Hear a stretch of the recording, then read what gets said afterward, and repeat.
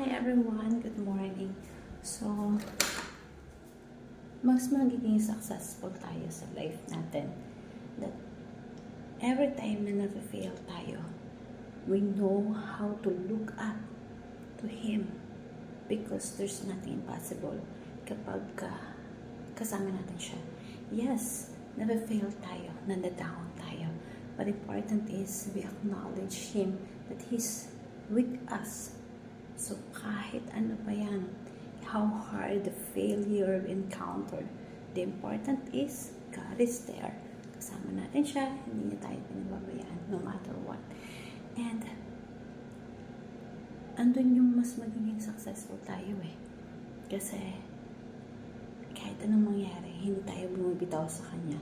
Andun pa rin tayo nakatingin sa Kanya, nakalook up sa Kanya, na kahit na nasa lowest point ka ng life mo, nakakaranas ka ng down sa life mo, kasama natin siya.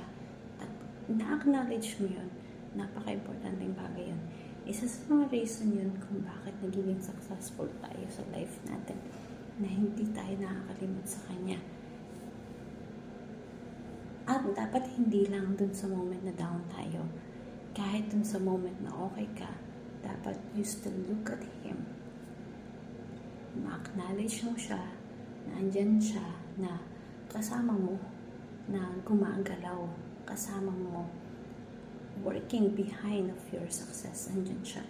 And hope you learned something, meron kang natutunan, at kailangan lang natin kasi na maramdaman na hindi niya tayo pinababayaan. Hindi man natin siya nakikita or naririnig, but He's working behind the scenes of our life. At lahat ng katagumpayan natin ay dahil sa Kanya.